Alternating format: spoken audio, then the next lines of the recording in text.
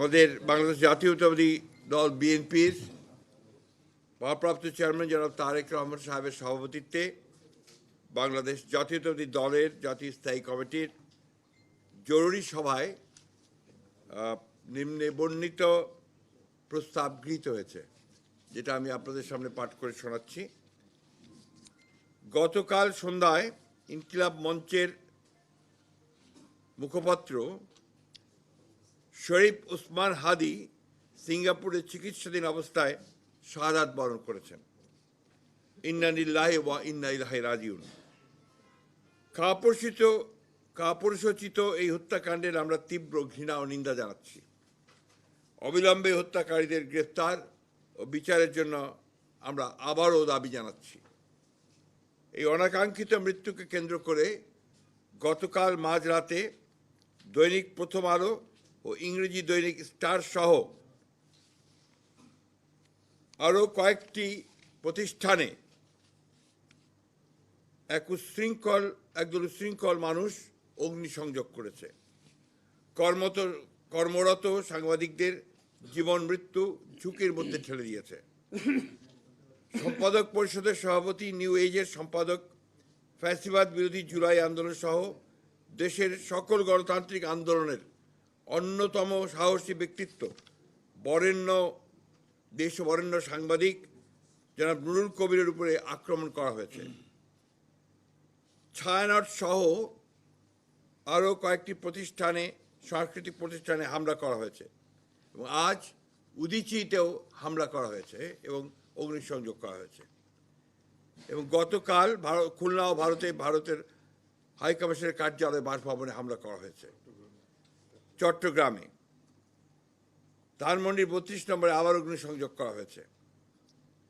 Indira Gandhi cultural centre ভাঙচুর, অগ্নিসংযোগ করা হয়েছে। উত্তরাতে 32টি দোকান ভাঙচুর ও আওয়ামী লীগ নেতার বাড়িতে অগ্নিসংযোগ করা হয়েছে।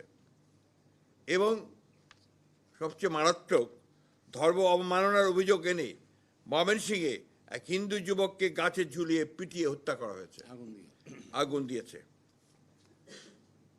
চট্টগ্রামের মহিউদ্দিন চৌধুরীর বাসায় আবার অগ্নিসংযোগ করা হয়েছে, ভাঙচুর করা হয়েছে। বীর বাহাদুরের বাড়িতে চট্টগ্রামে অগ্নিসংযোগ করা হয়েছে। রাজশাহীতে ডেইলি স্টার প্রথম আলোর কার্যালয়ে ভাঙচুর করা হয়েছে। আমি নিউ এজের সম্পাদক নুরুল কবিরের কথা আগেই বলেছি। আমরা এই ঘটনাবলীর তীব্র নিন্দা জানাচ্ছি ও ঘৃণা প্রকাশ করছি।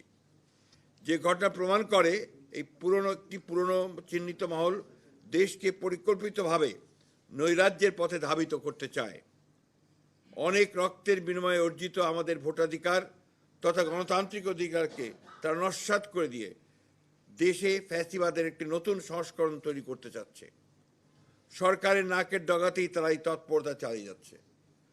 জনগণ মনে করছে যে সরকারের ভূমিকা সন্তোষজনক নয়, ফলে দেশ বিদেশে সরকার তথা দেশের ভাবমূর্তি ক্ষুণ্ণ হয়ে চলেছে।